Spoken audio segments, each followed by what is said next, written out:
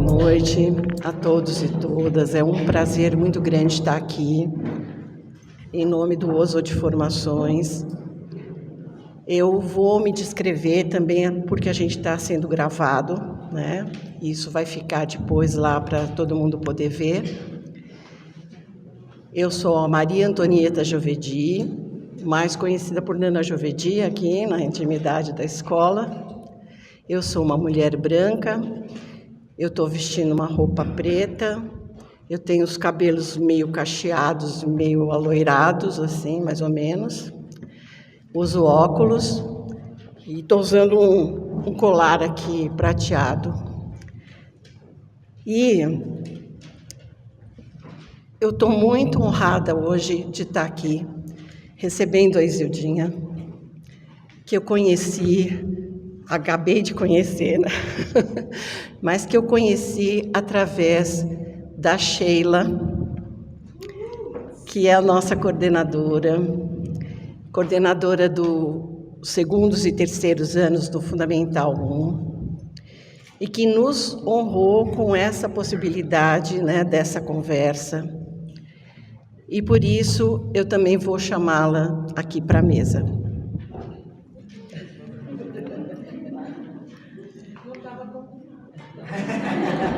Surpresa! Surpresa!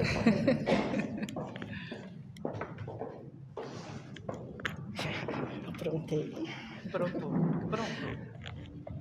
Então, e a Sheila tem um papel muito importante nessa mesa aqui, nesse momento do OSO de Formações, porque realmente foi através dela, da iniciativa dela, que nós iniciamos algumas conversas com a equipe, muito interessantes, muito, vamos dizer, demandadas mesmo pela nossa equipe. Nesse programa que a gente está fazendo, né, que a gente já tem, acho que já deve estar fazendo quase 4 anos, que é o nosso programa Origens. A gente tem recebido, né, alunos de cotas para a educação étnico-racial, né, o projeto que a gente tem. E a Sheila, ela nos ajudou muito a, ouvindo essa demanda dos grupos, promover uma primeira conversa que foi lá na Girassol, e foi com um grupo de educadores. E o livro que foi acordado, né, como leitura, porque o pedido era muito esse também: vamos ler, vamos estudar, vamos discutir, vamos refletir entre nós, porque a gente está vivendo um processo que é bastante desafiante, né? Não é pouca coisa. A gente sabe da responsabilidade, né, que cada educador tem nesse processo. E acabei de ver uma pessoa aqui. E eu acho que quando a Sheila propôs nessa roda de conversa, ela propôs o primeiro livro foi o da o Pacto da Branquitude, depois Cida foi Bento. Da Cida Bento. Como ser um educador O primeiro livro foi o Pacto da Branquitude, da Cida Bento. O segundo foi Como ser um educador antirracista, da Bárbara Carini. E o terceiro, né, a indicação assim muito encantada pela obra, não só pela obra, mas pela pessoa, que é a Isildinha. A terceira indicação nossa foi Acordo Inconsciente. Esse livro aqui, ó, que muita gente deve ter lido, espero. Outras pessoas acham que não, mas tudo bem também, faz parte. A Isildinha vai ajudar a gente a entender, né, os conceitos. É um livro que é bastante técnico, né, muitas vezes, ele é bastante psicanalista, mas nós estamos combinando aqui, a Isilda vai falar com a gente uma língua que não é só psicanalês. Psicanalês. Bom, eu quero apresentar, então, para vocês. A Sheila quer se apresentar primeiro? Fala assim, se descreve e fala quem é você. Gente, eu fui pega de surpresa, tá? Não estava no script, mas vamos lá. Eu sou uma mulher negra, estou de cabelo preso, visto um macacão colorido, uso óculos, tenho brincos hoje miúdos, normalmente não são, e estou com um colar preto. Sou coordenadora do Oswald desde 2021, trabalho com segundo e terceiros anos. Estou muito feliz de estar aqui recebendo a Isildinha nessa noite. Não só a Isildinha, mas para mim está sendo assim um encontro muito bacana, né, de pessoas que eu já convivi há algum tempo profissionalmente e de pessoas que eu convivo há algum tempo só pela tela, né? Então está sendo um momento assim de encontros, né? De encontros numa conversa, né, tão assim significativa e importante para o nosso trabalho. Eu gostaria assim de deixar frisado, né, que a busca pela Isildinha se deu numa conversa com uma família que, trilhando, né, e buscando uma profissional que pudesse atender uma criança, a gente consegue chegar no nome dela, né? E estou muito feliz, muito grata de poder fazer parte desse momento. Bom, eu sou Isildinha Batista Nogueira, sou uma psicanalista, estou vestindo uma blusa verde musgo, tenho um elefantinho da sorte aqui pendurado, tenho brincos, piercing no nariz e na orelha, sou uma negra retinta, cabelos de trança em coque. O prazer é meu de estar aqui com vocês, né? E cada plateia que vai me ouvir é uma, né? Eu pensei assim, puxa, dar esse livro para as pessoas, né, da educação ler é uma complicação, porque é um livro em psicanálise técnico, né? Nem sempre a familiaridade com a linguagem, ainda que eu tivesse tido a preocupação de explicar os conceitos, né, explanar bem os conceitos, quando a gente não tem uma vivência da psicanálise em exercício, a gente não entende bem, né?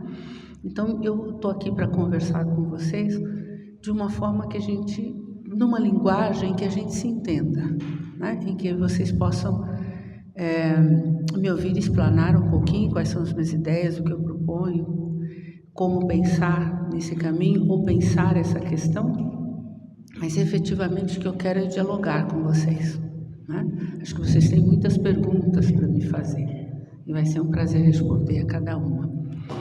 Falar sobre a questão de uma educação antirracista ou falar do racismo implica, nesse momento, sobretudo, né, para mim que falo aqui, fora daqui, o tempo todo, em a gente não mais falar no racismo como se o racismo fosse uma entidade, né? Mesmo porque tem um autor francês, um ensaísta, ele diz o seguinte: não existem racistas. O racismo existe, mas não existe racistas. Porque quando eu pergunto para alguém, você é racista? A pessoa diz, não, eu não sou racista, mas eu conheço alguém que é, né? Como se a gente não vivesse numa sociedade, né, ou numa cultura de mundo em que o racismo permeasse, né, toda a cultura ocidental, né? Então, nós vivemos numa sociedade estruturalmente racista, como disse Silvia Almeida, né? Portanto, como não ser racista? Todos nós somos racistas. A questão é pensar como o racismo atravessa o branco e como o racismo atravessa o negro. Quais as consequências do racismo, psiquicamente falando, para o branco e para o negro, né? A novidade nesse momento é que o branco está sendo racizado, como diz um grande amigo meu francês que estava aqui no Brasil, Tami. Nós temos pensamentos muito parecidos. Ele é um marroquino francês, psicanalista. Ele diz, nós somos racizados todos, né? Então, a diferença é esses atravessamentos, né, e como o racismo foi pensado. Né? Quando eu digo somos todos racistas, um movimento negro quer me bater um pouco, né? Porque fala como nós, os negros, vamos ser racistas. Nascemos numa sociedade racista e aprendemos a não nos valorizarmos, a nos desconstruirmos, porque o que o racismo fez, né? O racismo foi um mecanismo para que a sociedade do capitalismo, do capital, pudesse acumular, né? A grosso modo, digamos assim. Né? Então, o racismo partiu da desconstrução de uma parte da humanidade para se servir dessas pessoas e do trabalho dessas pessoas sem a necessidade de remuneração. Né? Como? Ficou ótimo. Eu entendi que é para eu deixar mais baixo aqui. Né? Deixa eu só te falar uma coisa, dá uma okay, isso. Aqui para ficar. Então, veja, né, como esse sistema ele é cruel, ele desconsiderou uma parte da humanidade e usa, né, desconstrói a humanidade destas pessoas e escraviza, né?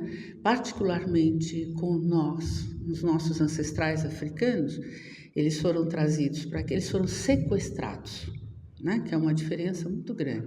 Quando a gente fala em diáspora, a gente fala da saída de um continente para o outro, às vezes forçado e às vezes até por decisão, como os europeus fizeram uma diáspora, né? Por decisão, vamos trabalhar, na Europa não tem trabalho, chegaram aqui como trabalhadores remunerados, ganharam terra, etc. e tal. Nossos africanos fomos sequestrados, e sequestrados também da nossa humanidade, né? Que é a base do racismo, né? Para o racismo operar, ele precisa desconstruir o outro para justificar todas as violências, né? Toda a impossibilidade de inserção no social, né?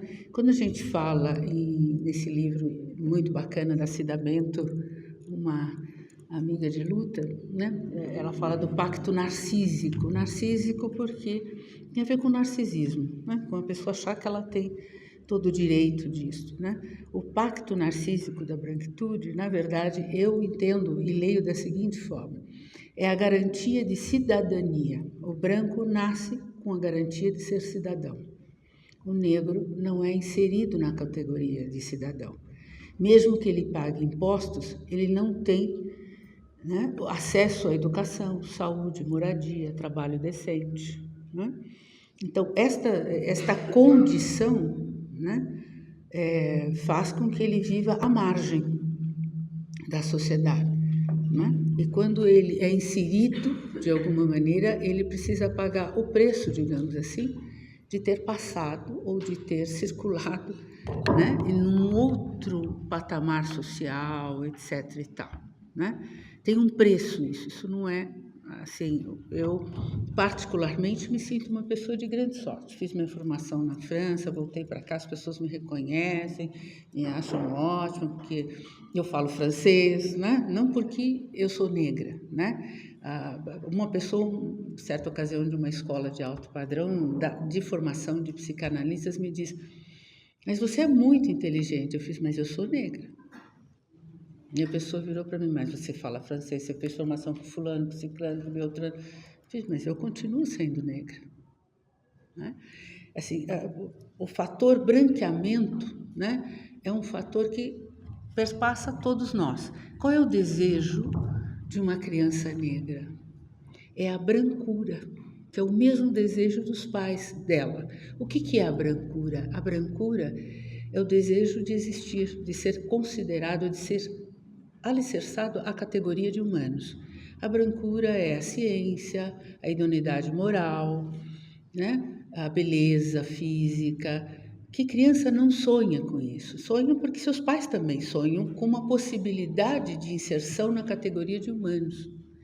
Quando uma criança ela é xingada como macaco, a gente tira o lugar dela de sujeito, né? A gente a desumaniza, né? Então, a ofensa não é um mero xingamento, né? Mas é uma referência ao lugar não humano.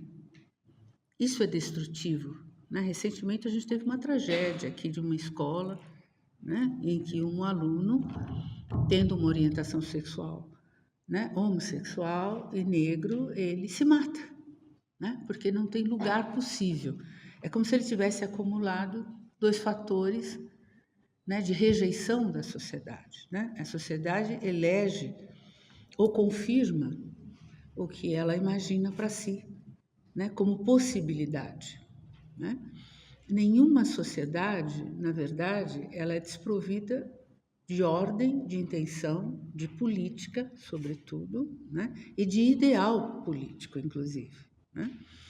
Então, quando pensar esta questão, quer dizer, veja, brancura é diferente de branquitude, porque a brancura também é um sonho dos brancos. A brancura é majestade moral, ciência, ética, tudo que a gente possa, beleza física, né? Nem todos os brancos são lindos, né? Mas desejam isso para si também. Isso é a brancura. A brancura é parte do desejo humano. A branquitude, né, ou o pacto da branquitude, no meu modo de ver, é a garantia de cidadania e de acesso. Então, nós temos 2 conceitos muito diferentes, dos quais nós vamos trabalhar aqui ou começar a pensar sobre eles, né? Há uma diferença muito grande que a gente pode entender entre os negros e os brancos. Toda essa história foram 400 anos de escravidão, 400 anos de desconstrução desse lugar da humanidade. Então, não é da noite para o dia também, né, que a gente vai conseguir, e graças ao movimento negro, nós conseguimos estar aqui. Eu estou vendo rostos negros aqui também, não só brancos, né? Podemos acessar esse lugar, vocês poderem me ouvir, porque o movimento negro lutou muito por políticas públicas, por nos colocar nos mais diversos lugares.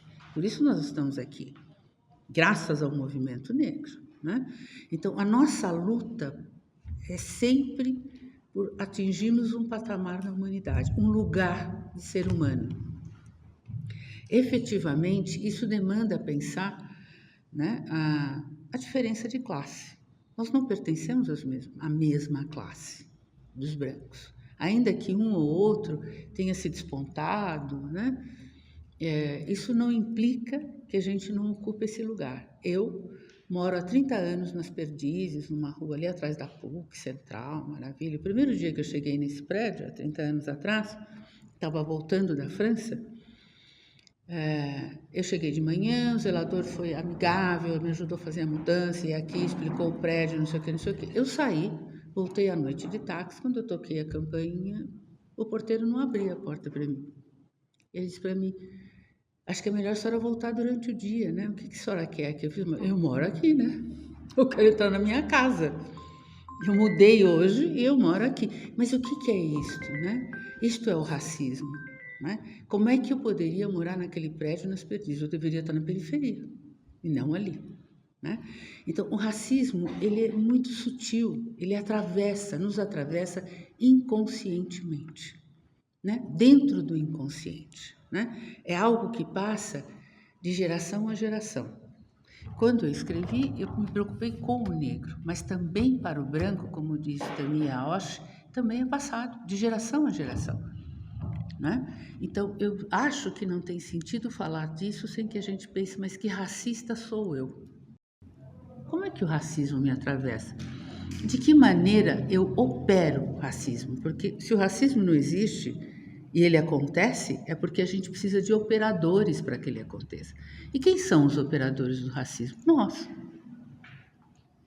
Né? É bom que a gente comece a se perguntar, né, sobre isso. Que racista sou eu? Qual é meu lugar? Como eu sou atravessado? Porque no discurso ninguém gosta de se ver nesse lugar. Porque é um lugar que também desumaniza o branco. Hoje é possível entendermos isso. Um tempo atrás, como nós estávamos numa escala muito inferior, inclusive anterior a sermos racionais, porque os animais são gracinhas, mas eles são seres irracionais. Então a gente não podia pensar e dizer de si e nem chegar a uma conclusão tão óbvia, né? Então a branquitude se via muito preservada de ter que pensar essas questões. Hoje não. né? Hoje isso se escancara, está aberto, né? E a gente tem que falar sobre isso, porque não tem como você desumanizar outro sem se desumanizar, né? Privilégio, branquitude está sempre relacionado ao privilégio. Eu não acho, já me perguntaram várias vezes em várias entrevistas que eu dei, ou mesmo quando vou fazer uma fala, você quer que os negros tenham privilégio? Eu digo, eu não, porque privilégio supõe que alguém vai ficar sem, para eu ter privilégio. Eu quero direito à cidadania, né? Branquitude é a certeza da cidadania, portanto, eu pago impostos, eu sou uma cidadã, eu voto, então eu não quero privilégios. Privilégio supõe que alguém vai ficar sem para que eu possa ter. Isto eu não quero, né? Vocês trabalham numa escola particular, portanto, com uma classe média, né, que não tem espaço ainda ou que está começando a pensar essas diferenças sociais e de classe. Vocês trabalham com inclusão. Como é para as crianças que vêm de uma classe média em ascensão, né, porque não são milionários, é uma classe média em ascensão, né? Milionário é outra categoria ainda, né? Manda os filhos estudar fora, não sei aonde, né? Mas que trazem a fantasia e o medo e a angústia, né, de se misturarem com aqueles que sempre foram pensados como inferiores, né? Nós temos uma outra cultura. O racismo prevê uma cultura universal que exclui, né? É universal no branco, não é universal em todas as suas possibilidades do ser humano ou da humanidade.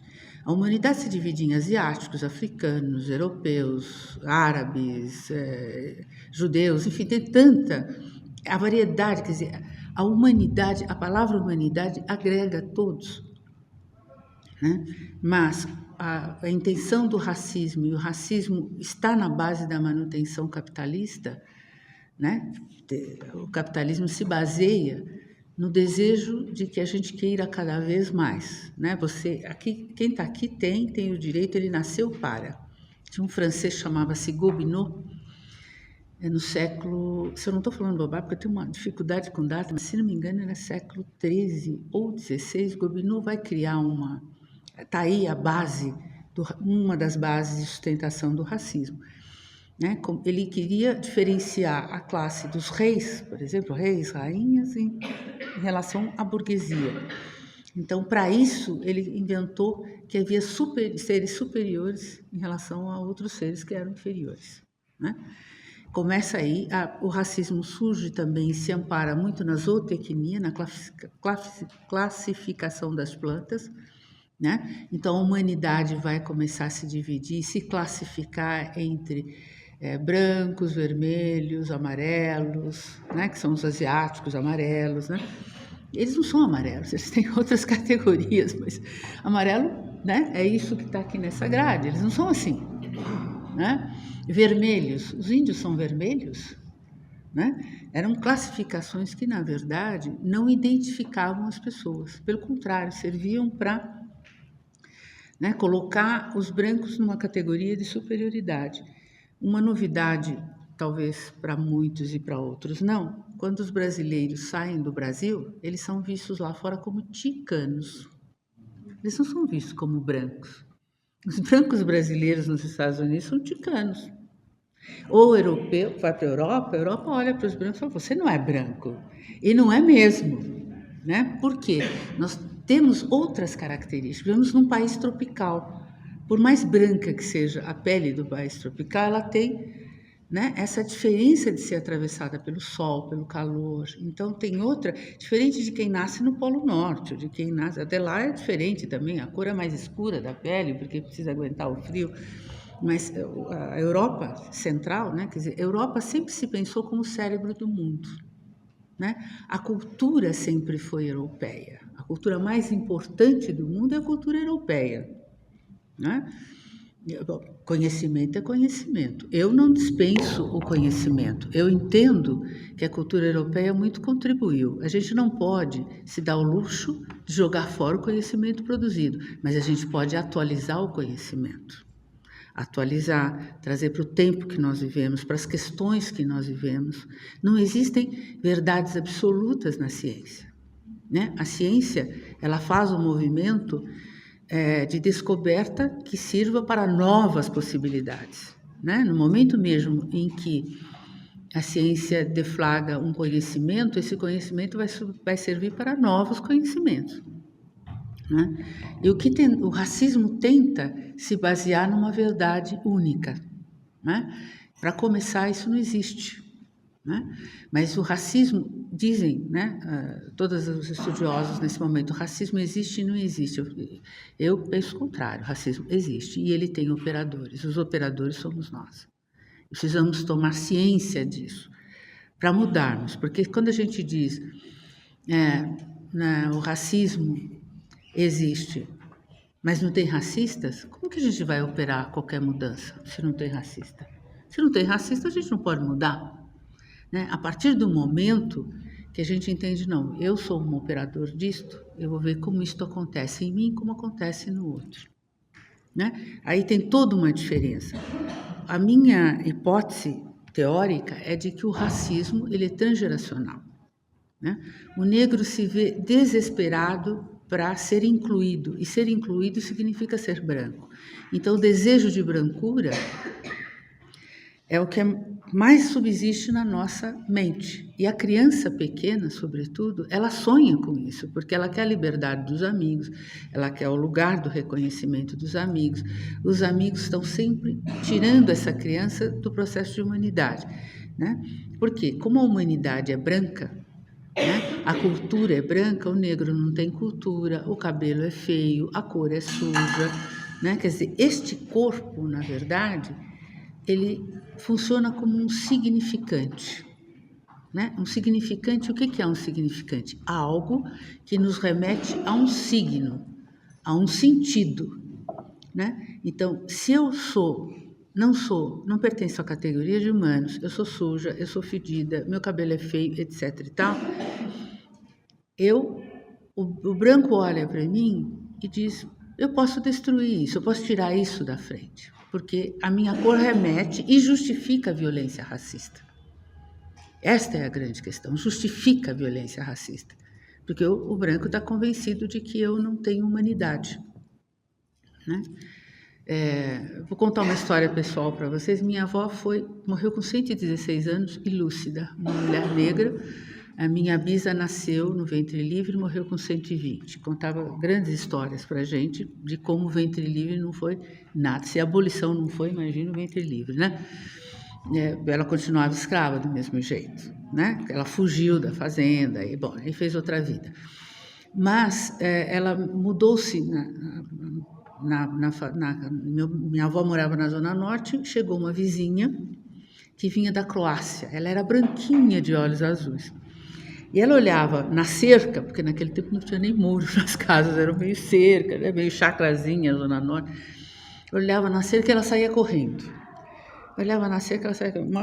Bom, meu avô falava, ninguém vai falar com essa mulher, porque se sentia ofendido, evidentemente. Minha avó, mais sábia, toda vez que ela saía no quintal para estender a roupa, dava um tchauzinho para ela. Até que foram ambas para a cidade em horários diferentes e elas se encontraram na cidade, Santana, ali na Rua Voluntário da Pátria, que tinha o bonde puxado a burro. E o bonde atropelou um homem negro. E quando o homem negro foi atropelado, saiu sangue, e o sangue era vermelho. Ela correu para minha avó, que viu minha avó, e tentou conversar com a minha avó.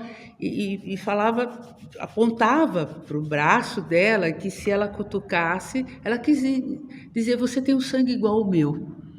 Se você tem o sangue igual ao meu, nós vamos ser vizinhas e vamos conversar. Mesmo não falando a língua, elas se comunicavam e depois foram amigas há 90 anos. Então, ela aprendeu português, ela falava. E quando ela conseguiu falar, ela disse para minha avó, eu entendi que vocês não eram macacos, eram seres humanos, tinha sangue vermelho em vocês, como o dela, né? E veja como o não conhecimento, né, o que o racismo produziu, né? Uma desconstrução da humanidade, né? A criança negra, ela tem uma configuração familiar muito diferente da configuração familiar dos brancos, né? A família branca é papai e mamãe, uma família burguesa. Imagina o Freud, no século XIX, inventando a psicanálise. Ele inventou a psicanálise em cima de uma família burguesa, papai, mamãe e filhinhos, né? Os negros escravizados não podiam ter nome. O nosso nome, uma vez em Recife, quando alguém foi me apresentar, eu disse, olha, Isildinha Nogueira.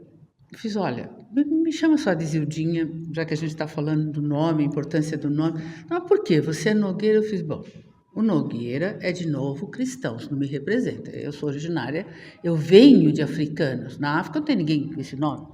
E são novos cristãos, são os judeus que viravam cristãos, que punham o nome de fruta e de árvore. Provavelmente esse nome veio de um senhor de escravos, né? Isto significa muito diferente. Por exemplo, você deve ter vindo de uma família italiana e você sabe de que região a sua família veio.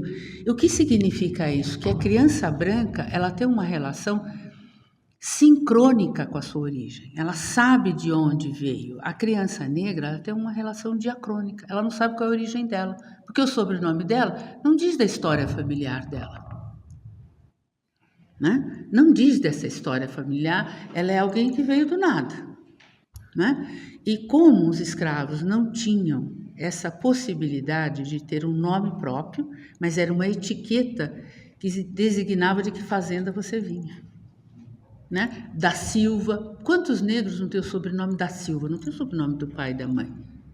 Isto é relativo ao que essa cultura racista produziu. Não, os negros são da Silva, dos Santos, que era da família Santos. Isso era uma etiqueta, né? Fora o que era gravado a ferro e brasa, no braço, nas costas, né? Em 1873, lá vai outra data jogada, porque realmente eu não sei, esse negócio vira sozinho, eu fico tentando manter para mim, mas quando eu vejo ele está lá, né? Então, assim, veja, tinha um cientista francês que veio para o Brasil para ajudar a pensar a questão da abolição, se libertava seus escravos ou não. Afinal, vamos libertar animais ou vamos libertar pessoas? Ele chamava-se Louis Conti. E ele vai fazer um estudo comprido que eu coloco aqui nesse livro. Quem leu deve ter visto essa passagem. Ele vai dizer que os negros eram semi-humanos, não eram sujeitos afeitos, não reconheciam família, não formavam família, eram vagabundos, né? Eram afeitos à vagabundagem, eram alcoólatras, né? E, portanto, não tinham a capacidade moral porque não viam, não sentiam nos castigos que sofriam algum aprendizado. Então, eles não tinham nem capacidade moral nem ética. Olha o que isto significa, né? Então, os negros foram retirados da cidadania desde então. Então, não podiam casar, eles eram reprodutores. Os filhos dos negros eram vendidos muito antes de nascer. Uma escrava e um escravo tinha o lugar de reprodução, porque era uma mercadoria que devia ser vendida. Então, nós fomos vistos como mercadoria durante séculos, 400 anos de escravidão, 4 séculos. Né? Nós éramos vendidos no mercado, expostos, e as crianças ficavam na senzala e era proibido a mãe da criança amamentar a criança, para não se apegar àquela criança. Quem estivesse lá, outras grávidas, que tiveram filhos recentes, é que amamentavam essa criança, né? Porque de 3, 4 meses ela ia para outro lugar. E aí as mães negras se apegavam, porque elas eram amas de leite, se apegavam às crianças brancas do Senhor, né? Porque era a única possibilidade de exercer a maternidade. A maternidade é uma coisa muito recente para as mulheres negras, e a paternidade, então, nem se diga para os homens negros. Eles eram proibidos de casar, eles se relacionavam sexualmente, mas não tinham nenhuma função de responsabilidade sobre a sua união amorosa, afetiva e sexual, né? Então, não tinha certidão de casamento, não tinha registro de filho, o registro era um papel de pertença, mas não era um nome.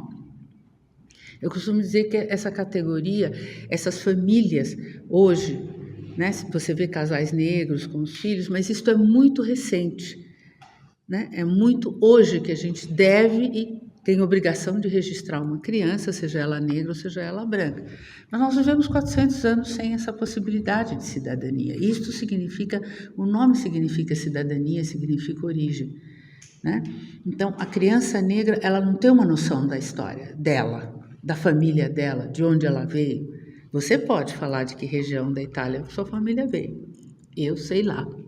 Eu certeza que eu vim do continente africano, mas de onde? Só Deus sabe, né? Isto porque na Bahia era um dos portos que recebia, além do Rio de Janeiro, dos portos que recebiam muitos negros e tinha documento, tinha documentação de onde vinha, de que região vinha, mas pouco antes da abolição isso tudo foi queimado, né? Houve um apagamento, então a gente ficou sem saber da nossa história, né? Esse apagamento e a abolição só aconteceu porque o comércio de escravos foi interrompido. Quem fazia o tráfico de escravos era uma companhia inglesa. E como os ingleses estavam acessando a era industrial, não fazia sentido mais escravos. Então não tinha mais quem transportasse, quem fosse sequestrar os escravos, né? Então, a gente tem uma cultura diferente, um modo diferente de estar no mundo, assim como tem os indianos, como tem os coreanos, os chineses, são culturas diferentes. Hoje nós vivemos num mundo mais cosmopolita que contempla essas diferenças, mas ainda não sabe conviver com essas diferenças. Mas nós já contemplamos, isso já é um avanço, né? Então, qual o meu trabalho, na verdade, né, de tese, meu trabalho teórico, é mostrar como essa criança que chega numa família negra, nem sempre a família negra é constituída de papai e mamãe, na sua grande maioria é mãe e filhos. Então, as famílias negras são um matriarcado. As mulheres negras mandam mais do que os homens negros. Os homens negros têm pouca palavra. Quem manda numa família, quem tem uma família negra aqui, tem uma avó, uma tia-avó, que era quem organizava a família. Por quê? Por conta do ventre livre, porque elas foram as primeiras a poder ficarem com as suas crianças, né? Os homens negros nunca tiveram que assumir isso, né? Então, esse lugar de autoridade, de pai, né? Esse lugar paterno, como Lacan fala, né? Da importância, Lacan e Freud fala desse lugar paterno representando a lei para os negros é muito mais feminista do que machista, né? Ainda que o feminismo, o machismo, o sexismo nos atravesse a todos. É bobagem a gente achar que o machismo está nos homens, o machismo também está nas mulheres, né? Nós somos atravessados por todos os ismos. Não adianta a gente achar que porque é mulher não é machista. A gente aprendeu a ser machista. São os ismos que estruturam essa sociedade, essa cultura, né? É difícil um homem feminista, mas eles estão se desconstruindo agora. E dizem isso, verbalizam. Nós estamos nos desconstruindo desse lugar, porque esse lugar também, quando passou a ser nomeado, é um lugar que ninguém quer ocupar. É um lugar cruel, assim como ninguém quer ocupar o lugar de racista, né? Então, há uma crueldade. A gente começa a se descobrir perversos dentro dos ismos, e a gente precisa desconstruir isso e quer desconstruir isso. Então, a criança que nasce numa família negra, muitas vezes ela não tem essa conformação burguesa de família, papai e mamãe juntos, mas tem uma mãe que trabalha, que vai se esforçar para essa criança estudar, né? Hoje já os casais, obviamente, podem se unir, têm filhos, trabalham para que a criança tenha uma melhor escola, etc. e tal. Mas o medo e a angústia das famílias negras é enorme. Por quê? Quando as crianças negras, elas são sempre instruídas a se preservarem. Ou verbalmente ou inconscientemente isso é passado, porque as crianças negras podem sofrer agressões que elas não sabem de onde vêm, ou seja, física ou psicológica, né? Os negros vão sofrer essa agressão. Então, né, é muito sofrimento para as mães negras verem seus filhos sofrendo. Então, assim, obviamente o desejo da família negra, primeiro, é que essa criança seja aquilo que eles não conseguiram ser. né? Isto é, ascender a brancura, né? E que essa criança possa ter um lugar. Eles se esforçam por isso, querem trazer para escolas melhores, etc. e tal. Isso tudo é uma luta, né? Mas uma luta que hoje a gente tem uma certa companhia, cada um no seu lugar, cada um do seu modo, né? Eu costumo dizer que o racismo não será vencido pelos negros, ele só pode ser vencido por brancos e negros. Se essa luta for só dos negros, não tem ganho. Se essa luta for só dos brancos, também não tem ganho.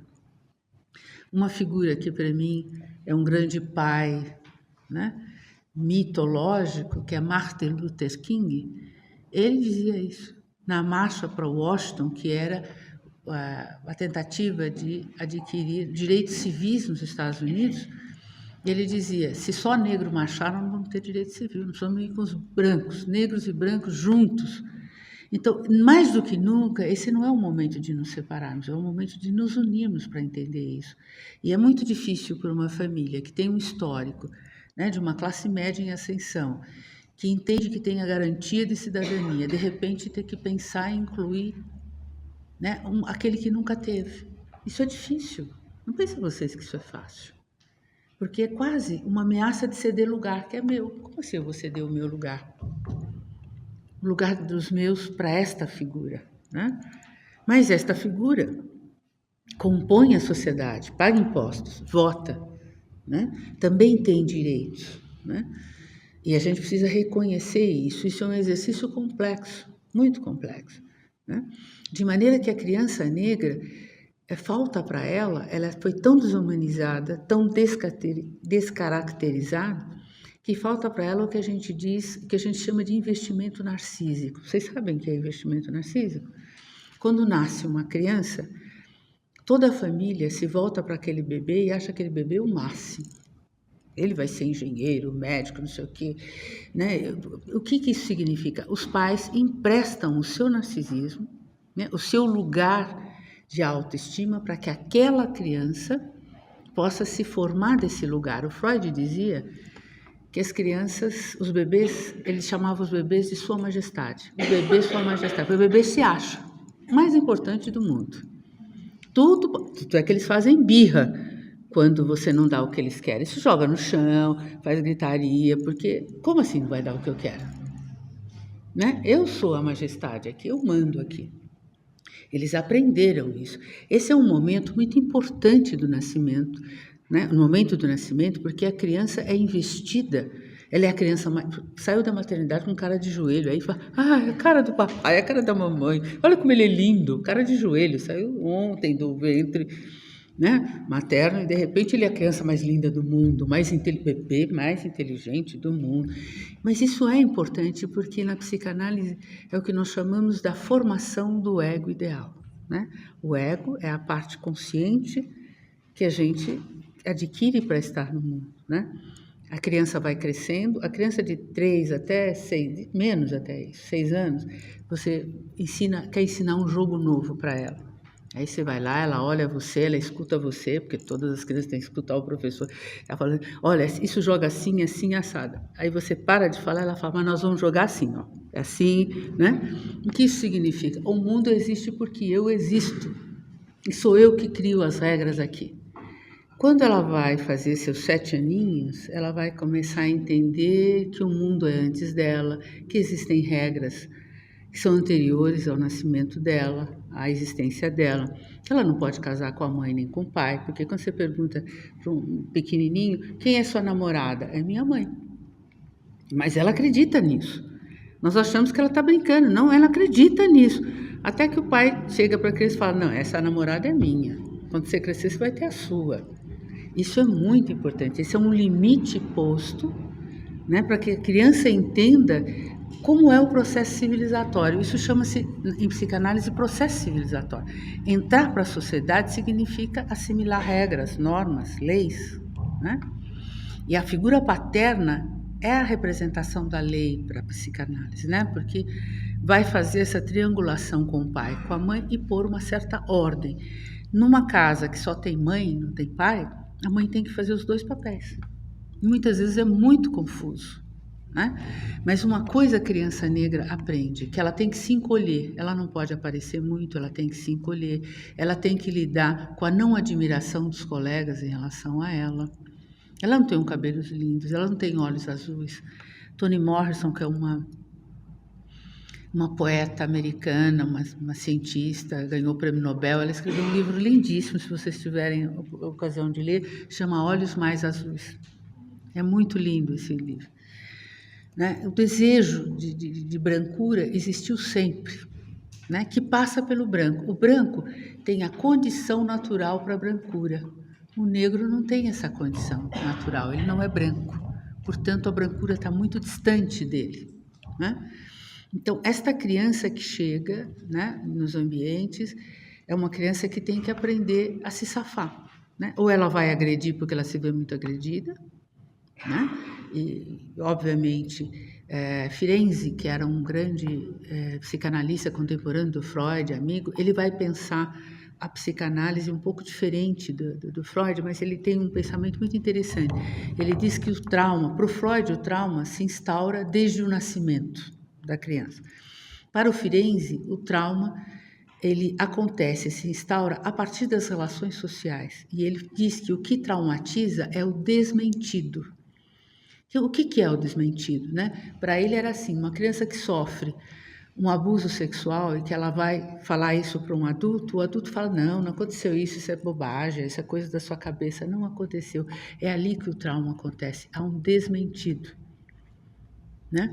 Como, na verdade, as pessoas são racistas e de repente elas dizem para você, eu não sou racista, aqui não tem racismo. Meu primeiro analista, pouco antes de ir para a França, meu primeiro analista era um cara que eu achava legal, por isso eu escolhi ele e tal, ele era um branco, não tinha analistas negros naquele tempo, há 40 anos atrás, não tinha. Eu achava ele legal, achava que ele não me ouvia de vez em quando, mas lá um dia ele vira para mim e fala, eu quero que você vai consultar um psiquiatra. E eu sentei no divã e fiz, psiquiatra? Ele falou, você tem sentimentos persecutórios, porque eu falava do racismo, de como eu me sentia, ele disse, você tem sentimentos persecutórios. No Brasil não existe racismo. Né? As pessoas patologizavam os negros, por isso mesmo, no Brasil, os manicômios eram repletos de negros, não de brancos. Eles enlouqueciam, né? Porque sentiam uma coisa, quando ia se queixar dessa coisa, não existe, é da sua cabeça. Ficavam loucos. Né? É uma consequência direta do desmentido. Né? Se uma criança chega para você e diz, professora, né? Eles chamam de né? Professora era meu tempo. Ele falou que eu sou negro. Não, ele não quis dizer isso. Não é isso que ele chamou você. Você está desmentindo e está instaurando um trauma nessa criança. Não, foi isso. Então vamos conversar. Vamos conversar com a criança branca, com a criança negra, fazer ele entender as diferenças. Né? Sim. Minha avó dizia, quando eu chegava em casa chorando, e dizia assim, fulana me chamou de preta e cabelo de bombril. Minha avó me sentava no colo e dizia assim, engraçado, você não é preta? Eu acho que você é preta sim. Você é como eu amo você. Eu tranço seus cabelos, com tranças lindas. Eu amo você. Isso fazia toda a diferença do mundo. Ela não desmentia a minha dor. E ainda se mostrava solidária ao meu lugar. Isto fez toda a diferença, fez de nós negros narizes em pé, como a vizinha se chamava. E a gente achava que era lindo, né? Minha avó falava que era, a gente se achava. A gente se achava. E todos queriam ser nossos amigos na rua, porque a gente tinha autoestima. Né? Não acontece normalmente com as famílias negras isto, né? Então, o investimento, eu sempre digo que falta para os negros é investimento narcísico. O negro aprende a ter vergonha de si, a destruir o seu corpo, o seu cabelo, a sua cultura. Né? Foi isso que o racismo nos ensinou, a não ter orgulho do que somos. Né? Temos um outro tipo de beleza física, não é a beleza helênica, né? Eurocentrada, é outra beleza, é outro lugar, né? Mas existimos e vamos admirar também a beleza helênica, por que não? Né? Mas não vamos deixar de admirar a nossa. Então, essa criança já vem fragilizada, as mães negras têm horror da adolescência, Porque a adolescência é o filho sair para a balada e não saber se o filho volta. O filho pode não voltar, ele pode ser preso, pode ser assassinado, não volta. Então, a mãe negra é um sofrimento enorme. Na minha casa era o contrário, minha avó falava, não, vocês vão sair de bando. Que ninguém sai sozinho, sai de bando. Todos os primos juntos. Onde você quer ir, fulano? Quero ir em tal lugar. Bom, se de lá, naquela época não tinha um telefone nas casas, era muito raro ter um telefone. Se vocês mudarem de ideia ou mudar de caminho, vai todo mundo junto. E a gente não entendia na adolescência o que isso significava. Depois, muito tempo depois, eu fui entendendo a sabedoria dela. De bando, a gente consegue contar o que aconteceu, se o fulano foi preso, se não foi. Porque a polícia não vai prender 15 pessoas de uma vez só. Ainda mais se tem menina no meio. Né? A gente ia voltar para casa e ia contar o que aconteceu. Né? Tinha uma sabedoria ali, né? De uma pessoa que nasceu em 1889, mas que sabia enxergar. Né? Morreu há 4 anos atrás. Não, há mais, 5 ou 6 anos atrás, uma coisa assim. Né? Mas que sabia enxergar isso, sabia os perigos que nós corríamos. Né? Então, um pouco conversar com vocês sobre isso, e não tecnicamente, mas tudo isso que eu estou falando para vocês, eu escrevi aqui nesse livro. Sobre diferença de classe, sobre, né, como se dá essa questão, o que é trauma, o que traumatiza, é o desmentido, é o não lugar de cidadania reconhecido. Né? O que é a branquitude? É a segurança da cidadania. Não é o privilégio. O privilégio é até uma consequência, porque acaba sendo uma consequência. Porque para que o branco tenha cidadania, alguém não vai ficar sem. E a gente é cidadão.